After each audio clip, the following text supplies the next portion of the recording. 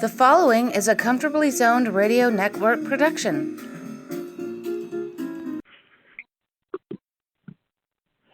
Welcome back to the Retro Rangers podcast. I am your host, George Grimm, and I'm joined tonight by Michael Cosby and Billy Barnwell as we reminisce about the life and legend of Tom the Bomb Barnwell. Gentlemen, thanks for coming on. Yeah, my pleasure. Our pleasure. All right. If you spent any time around Madison Square Garden or Cosby's in the 70s and 80s, you probably came in contact with Thomas Patrick Barnwell. He worked at Cosby's and in many capacities at the Garden with the Rangers. He was a very familiar and friendly face. He was a good guy. Billy. He actually, George, started at the Garden in the mailroom in the 60s. And that's right. Some of our mail used to end up at the Garden, and Tommy would bring it down and say, "Hey, Mike," or even if my father Jerry was there, he said, "Hey, here's your mail that came to me by mistake."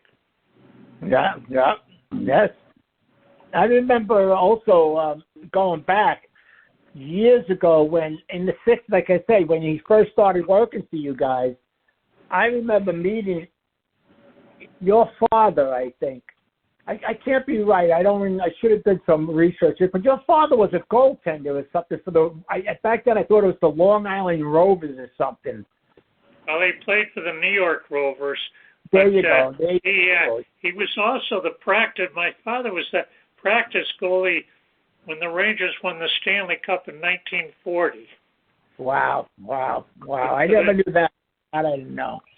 Yeah, but, he won a gold medal for the United States in the World Championships ice hockey in 1933 in Prague, Czechoslovakia. God bless and Tommy always used to talk to him about the days of the World Championships and the days of the Stanley Cup in 1940. And He and my father Jerry were real good buddies, and he adored Tommy, as did I.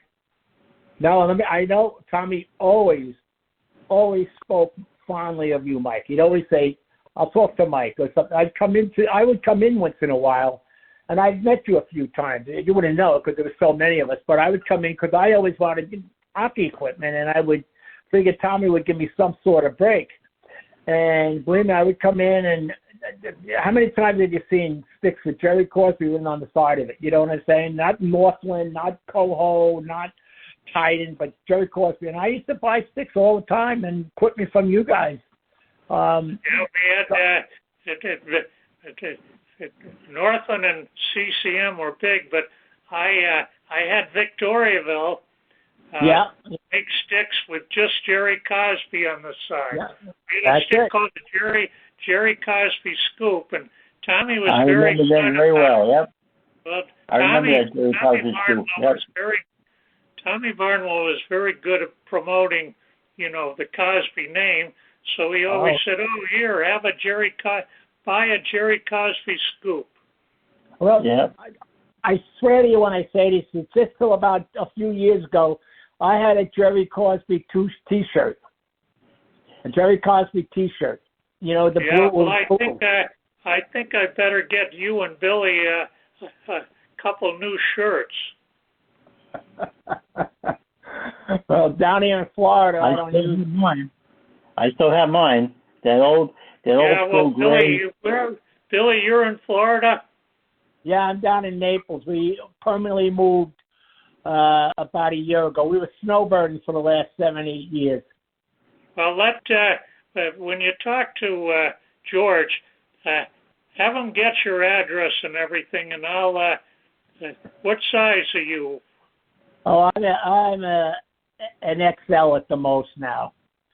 Okay, and George, what are you, XL too? Yeah, I'll send you all that information. When we get done here, I'll get on Facebook. Let's get back to Tommy here. I talked to my son and daughter today, and when they were young, one was born in 1974, and my son in 1970. But Tommy was like their protector. If they ever came in the store and needed anything, Tommy looked after them like they were his own kids. Yeah. And if they needed a cab or to get on a train in Penn Station or need anything, Tommy was so kind to everyone, and he was. And well, anyway, I got. I'm talking too much here. No, that's okay. Listen, Tommy was also my oldest son, Billy, whose birthday is today. Tell him I said happy birthday. Happy birthday. George, you might notice, because you follow sports a lot more, he's a sportscaster for ESPN, and he's big on the football. Oh, okay. You'll see him on TV. You'll look him up afterwards. His name is Bill Barnwell. But back to when he was a kid, this is the early 90s. Now, his name, like I said, is Bill. The bomber would come over to visit, and he would school my son on stats about hockey. School him on things. And no matter what it was, sports. And, I kid you not, he learned a lot from Tommy, just from Tommy asking him, like, the silly things. But he's just a very smart, knowledgeable football guy.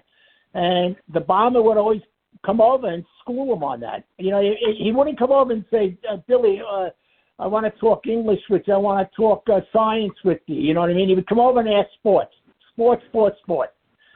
I mean, just a nice, really, you can never say anything bad about the bomber. Growing up, he was like that too. He was a good kid, never a burden to all of us. He was the nicest kid. We were all little nuts. Tommy was good altar boy, everything, soup to nuts. Never when I interviewed Emil Francis a few years ago for the book We Did Everything But Win, Emil had some nice things to say about Tommy too. He said he had a great memory. He said there was one season where at the end of the year, Emil was filling out the players' pension forms. He had to fill out papers of when the players played games and missed games, and for some reason he couldn't remember when Walker Chook missed a game, and neither could Walker Chook. They couldn't. There was one game missing that they couldn't remember. Tommy remembered. He remembered that Walt got hurt in Oakland on a road trip in Oakland, and he didn't play the next game in L.A. And Emil was very impressed with that. That he's got such a great memory that he was the only one who would remember that. Not even Walker Chook remembered that. Yeah, no, that's the bomber. I can remember plenty of times. Again, like I said, on the house phone. Back then, we didn't have cells, remember? And getting calls from players and thinking that it's just one of my friends pranking me or calling us, you know what I mean? I remember the one time the Bruins trainer, Frosty, I think his name, Frosty something. I can't think of his name anymore. Frosty Forrest. He called. And this is in the prime time when, everybody in New York hated the Boston Bruins, you know what I mean? You were hoping that their plane would crash or something. Terrible thing to say. But somebody called and said, hey, this is Frosty from, is the bomber there? And I'm thinking, Frosty, who the hell is that? That can't be the guy, no. It's Frosty, me being the stupid New York kid, I said, who are you? He goes, I'm the trainer on the Bruins. And I'm thinking, who could this be? One of my friends, But it was him. I get calls. We get calls all the time. But the cat called our house up numerous times. So we would get calls all the time from players. I'm telling you, when Tommy passed, I was the executive of his estate, and I'm going through his belongings. His phone book had I kid you not when I say this to you. He had to have had names, 300 names of professional sports athletes, not just from hockey. Because Tommy also plays on the Yankees and, of course, the Knicks, too. So, they would always call up, and the Bomber would always say, Billy, can you come in and, or one of his brothers, come in, pick up tickets. I want you to bring them to such and such. You know what I mean? It's like, okay. And say, Bomber, that's the Willis Reed? He goes, yeah. I said, Willis Reed basketball. He goes, who needs tickets for the Yankees? He wants tickets, so I hooked them up. This is nowadays, it's not a big deal, but I'm sure. But back then, getting tickets to a Yankee playoff game wasn't as easy as you thought it was. You know what I mean? But the Bomber would come across. I just came across with it. Tommy got me tickets for things that no one could get, and he also could get airline reservations for anyone. He got John Ziegler on a plane that was sold out one time. John was the president of the National Hockey League at that time. And Tommy got to know a lot of the flight attendants. My God. Most of them.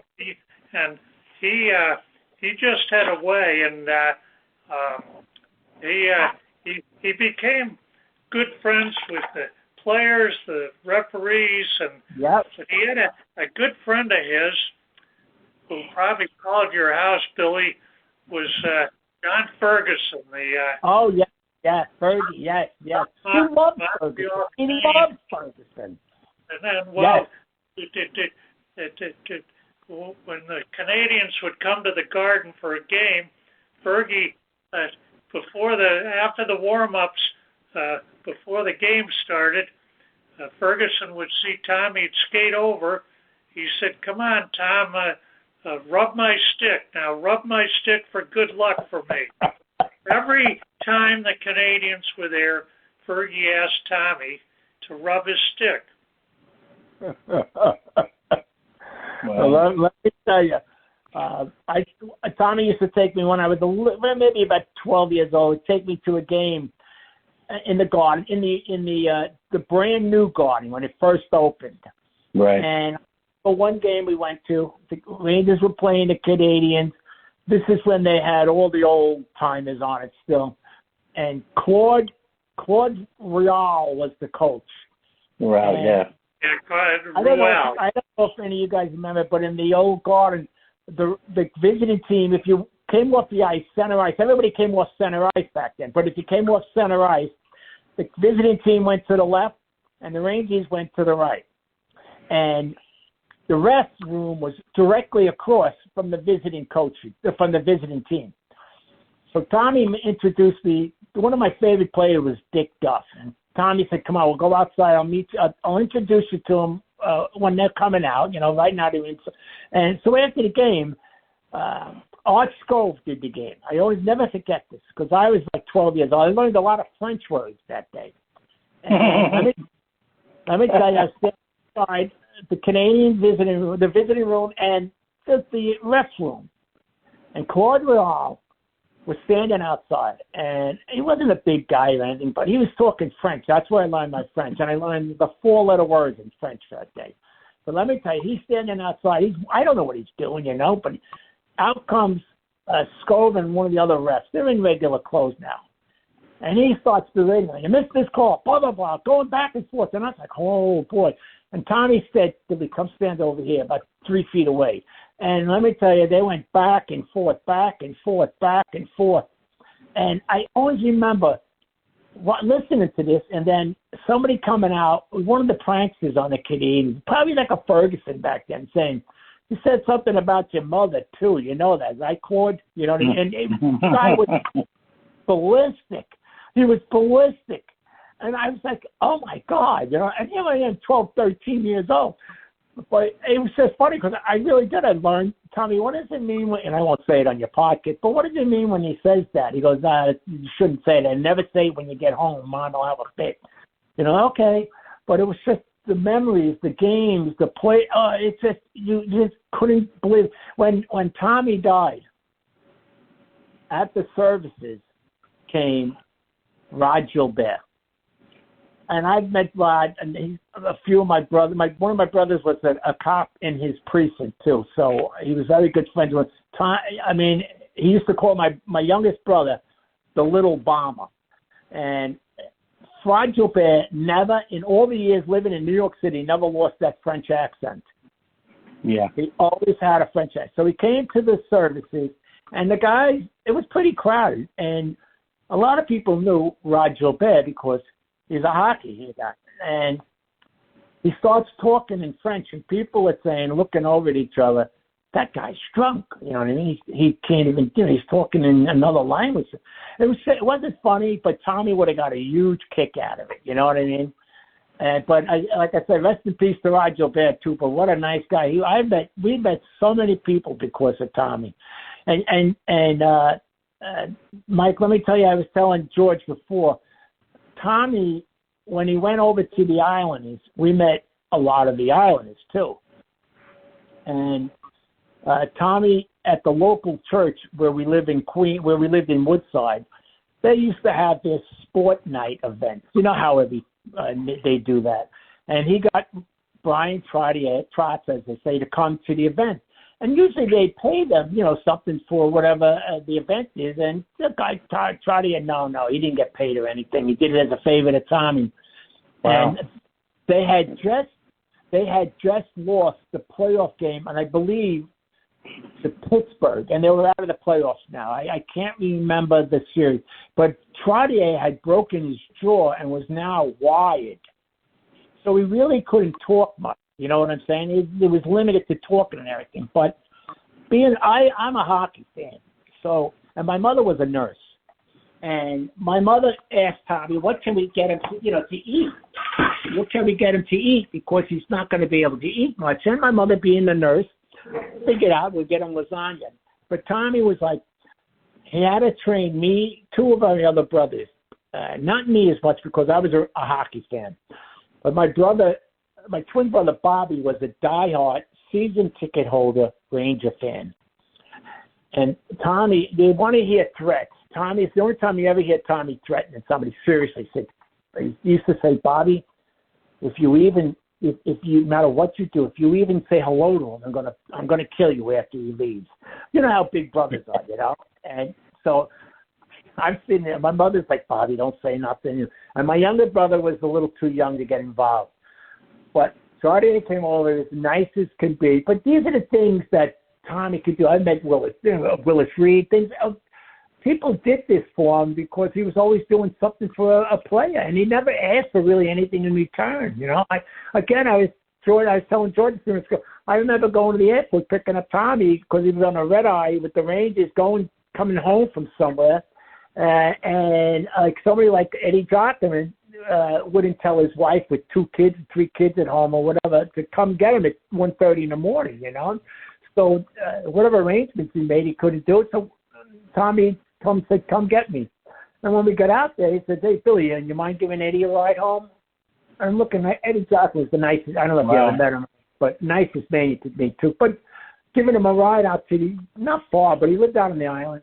And I telling George, Rod Gilbert was a regular. You know what I mean? And what's worse is Rod Gilbert would be talking. He said, he didn't understand a damn word he said. Like half the things he said. But it was just funny. Here I got Rod Gilbert in the car. You know what I mean? He scored 2 goals or something, and he's talking about, you see that person over there? Like he knew the neighborhood, too. And it was just Tommy being in the car laughing. And every player always used to say, when Bomber would let out a joke or something, every player would go, "Oh, my God." Like you could see underneath their head, "Oh, my God." I gotta interrupt here. We put up all the time. Well, I got to interrupt here, Billy. I want to tell you, Tommy died on a Friday afternoon. Yeah, and it was about 4:30 in the afternoon, and Mike Lupica used to write for the Daily News. Yeah. I knew it too, yeah. But let me finish. He had a column called "Shooting for the Lip." Yeah. And I had his cell number. I I said, Mike, I got sad news for you. Tom the Bomb Barnwell just passed away an hour ago, and he used to have that column in on Thursday. But I'll be darned if at Lupica, this on a late Friday afternoon, and he got it in at the end of his column. On a sad note, my good friend Tom the Bomb Barnwell from Cosby Sports and all that passed away this afternoon, and everyone loved Tommy. Lupica loved him.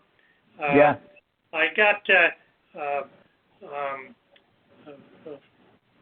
I want to not forget here, and people like Tommy Matthews was a hockey player who lived in your neighborhood. Yes, mailman. And he was your mailman, which you know. Great guy. Well, he played minor hockey in New York with the Greater New York City Ice Hockey League and all that stuff. And well, anyway, but Tommy, Cosby's used to supply the NFL, NHL, NBA referee jerseys, and every year Tommy would help deliver those. He knew all the home addresses for the referees, and that he would help get them delivered. Because we were always in a time to delay and stuff, and he used to, after the games, when we were open, it used to get real people lined up outside the store, and who was the bouncer at the door, keeping everyone in order and letting people in a few at a time? Tom the Bomb Barnwell. Yeah. Hey, Mike, tell us the umpire story. Well, Tommy, like I said, he knew all the officials, and there was a big time baseball umpire named Joe West.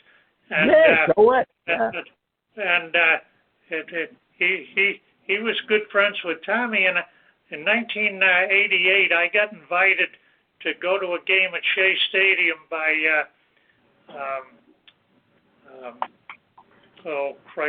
the owner there. I'll think of it in a minute, but I'm sitting in the seat there on the right behind the wire, and Joe West comes over to knock the dirt out of his shoes, and he comes over, and without missing a beat, I said, "Tom the Bomb says hello." And he walked about 10 feet away, and then he bent over, cracked up laughing, because he was such a good friend of Tommy's. Yeah, I'm telling you, I can remember plenty of players, people. I remember meeting Carol Alt one time, and when she was back then, when she was married to Greshner, and I'm looking at the girl saying, "Wow, there's a cute looking girl coming down here." I know she's somebody. Carol Wolf, and coming up, and she stops, and I said, "Oh my God," and she gives Tommy a big kiss. Hello, hey, it's the Bomber. How are you? And I was like, the Bomber. He knew a lot of girls, and he knew all the Mike McEwen's wife, and he knew Alden.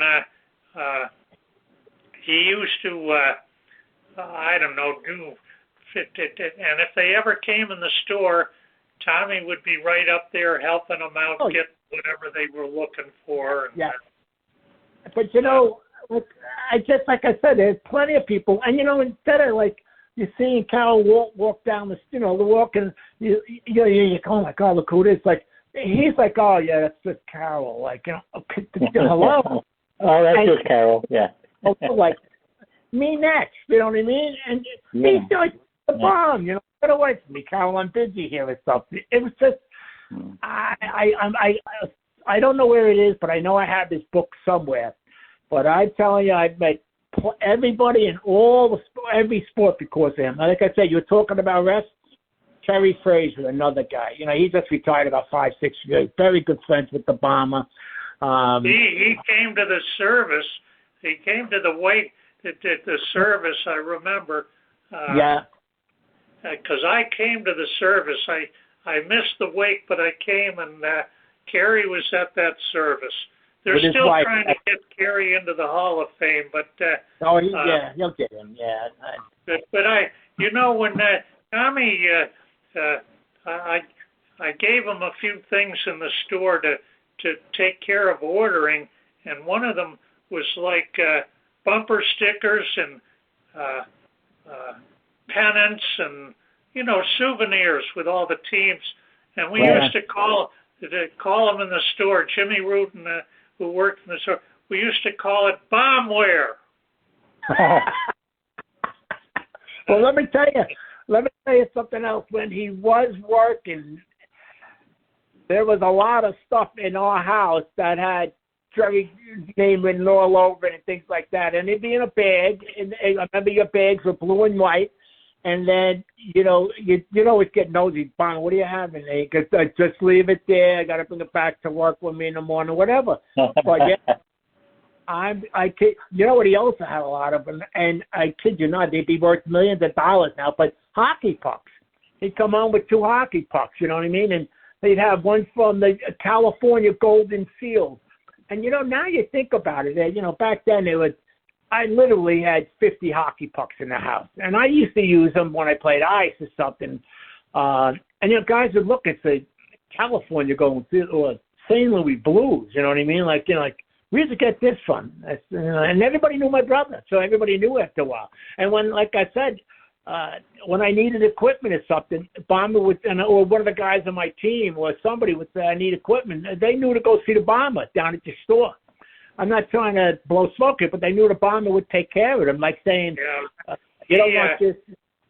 We used to get some college hockey people come in the store at the Garden, and Tommy, occasionally, they were having trouble getting connections, and the college hockey meetings, Billy, every year were in Naples, Florida.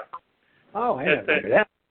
Yeah, they're still there, in fact, and they were at they had a Naples Golf and Sea Resort. It's closed now, and it's at another place. But Tommy would help these guys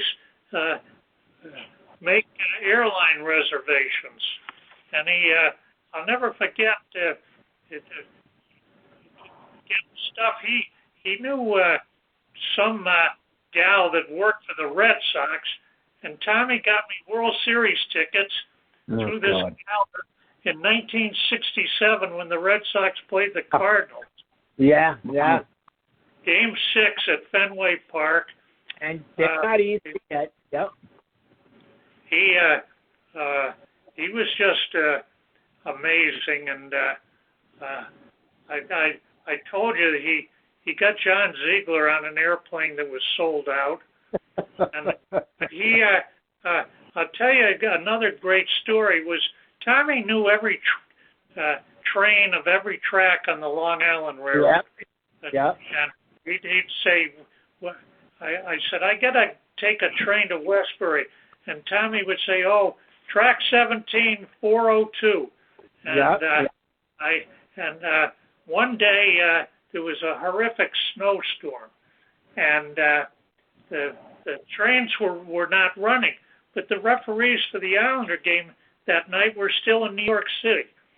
Well, who goes, takes the referee and 2 linesmen down into the bowels of the Long Island Railroad and puts them on a freight train to Westbury.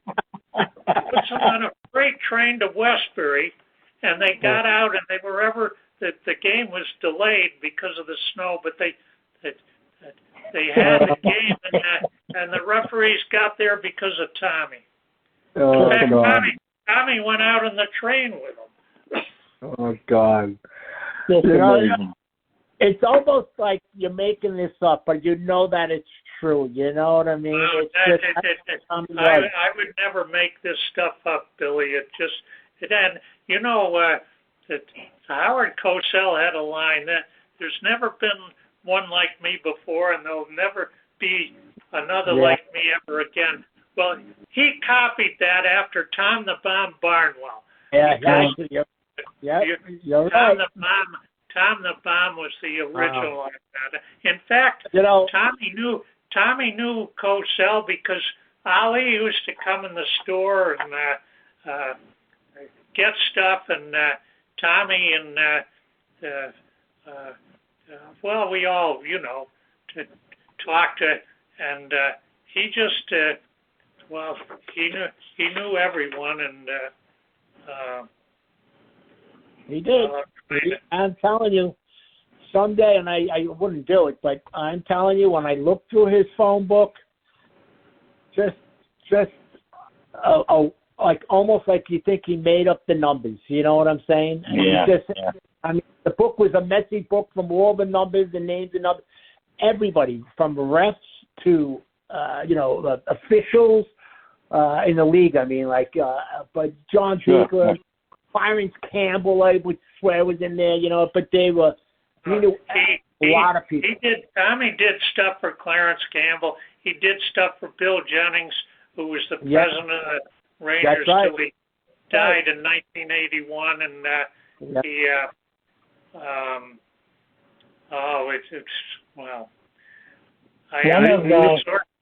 I sort of tear when I think of Tommy. Yeah. Okay. One of Tom's unofficial duties when he worked with the Rangers was at the end of the game, he would go into the visiting team's dressing room and put a couple cans of beer into each one of the players' travel bags. And this was the Montreal Canadiens once, and he, by mistake, put a couple beers in the bag of their coach, who at the time was Claude Ruel. And the next time Montreal came into town, Tommy could help because of that, but I'm sure he survived it. So he was. He used to get beers for the referees. Yeah. Yeah. Yes. And this as well as I do. The NHL has back then they had a rule: no alcohol in the locker rooms. But you're absolutely right, because I can remember the Bomb, who was not a drinker. He would turn around and put in, you're absolutely right, George. I remember that story clearly about the one with the Canadians with the beer, because I think it was John Ferguson, who mentioned it one time. But when you came into the Garden, and the Bomber would always supply, enough beer, but he would put it in a certain team's bag, so nobody would, when the team equipment guy would just throw the bag up onto the gurney or whatever, the team equipment guy would just throw it up onto the and pile them all on. Right. They would say, "Oh no, not that bag. Whoever's bag it was in, not that bag." And nobody ever caught on. I never thought of it either, but they all knew that was beer in there. And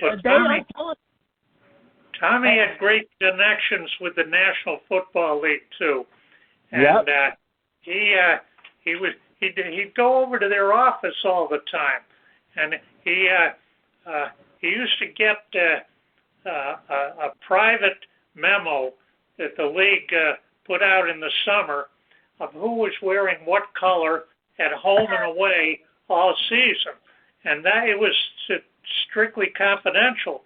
But Tommy would get me that list, so I knew to have Jim Root order what color shirts that we should sell in the store of who was going to be home and away for whatever game. That's great.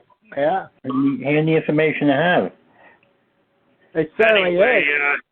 It doesn't hurt to have the insights, but that's how Tommy was. I mean, I can't tell you how many times the stories where he would, know that somebody was coming in and like the vanilla ice cream made by Ben and Jerry's back then or something, and he would have it. He would go out and buy it, and the next thing you know, it's the guy was, how the hell did I get Ben? He always, if somebody came into town and liked a certain item that they couldn't get somewhere else, you know what I mean?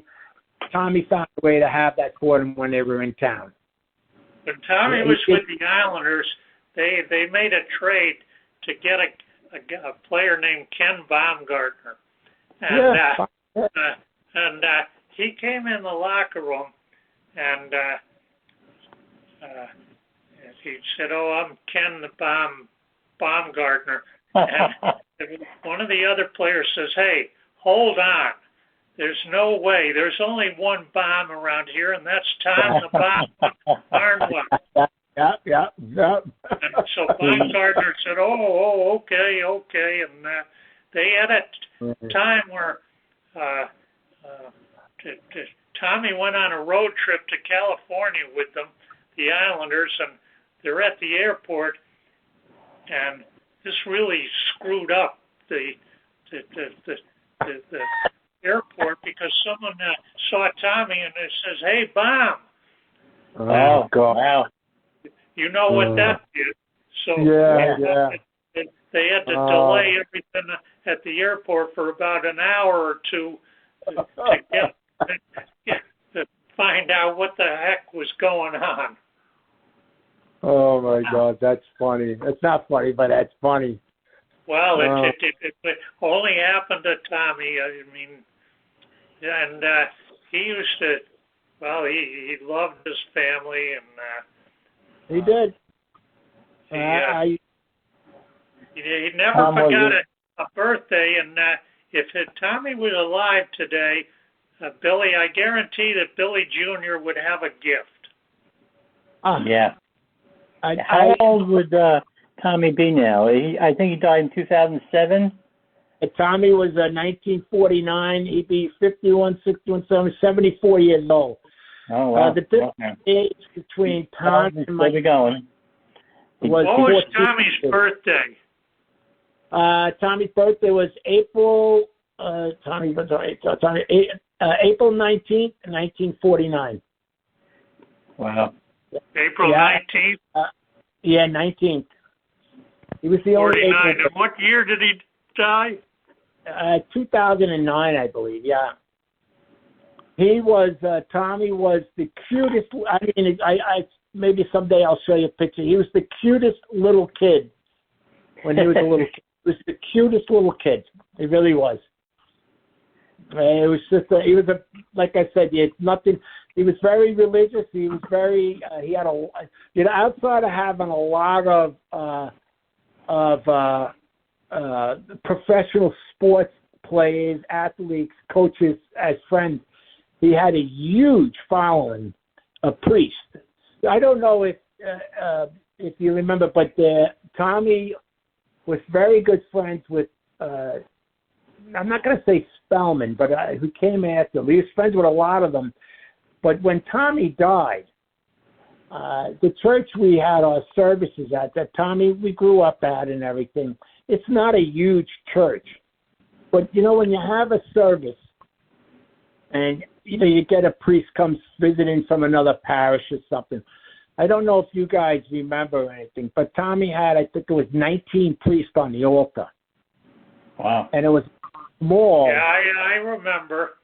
And I remember I was at the service, and Tommy, I had a priest do me a favor, something I forget what, but Tommy knew well, he was very religious, and he had many, many priest friends.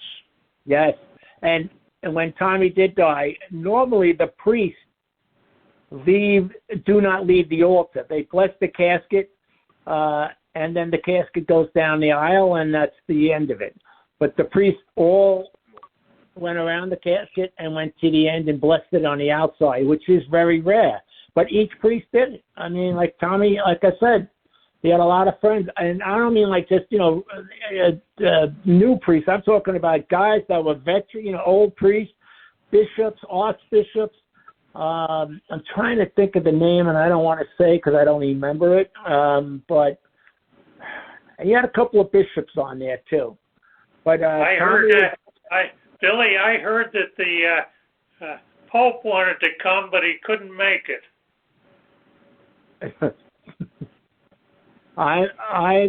He had, I can't think of his name now, but he had a lot of very big priests at his services. And we get it in the mail. You get sorry to hear about Tommy. I'm now stationed in my parish is in Michigan or something. I just heard about it. Just that he had a lot of big friends, and you find out more about these people later on. A lot of professional athletes. And again, a go-to guy. If somebody was visiting town, and this happened all the time. If somebody was visiting town, they wanted to see a Knick game, or they wanted to see a football player wanted to see a Knick game. There's no tickets available. They're not going to sit up in the blues section, as we used to always say. Tommy get him tickets, 10 rows from the bottom, and it wouldn't cost them anything. And that's why Bomber was always able to call up and say, "Listen, my friend needs a ticket to such and such. The Brian Trottier, what can you do? Yes, Bomber, I'll get you the ticket." Things like that. Bomber was like a what do you call those guys? A ticket trader almost, like, you know what I mean? Yeah. Always.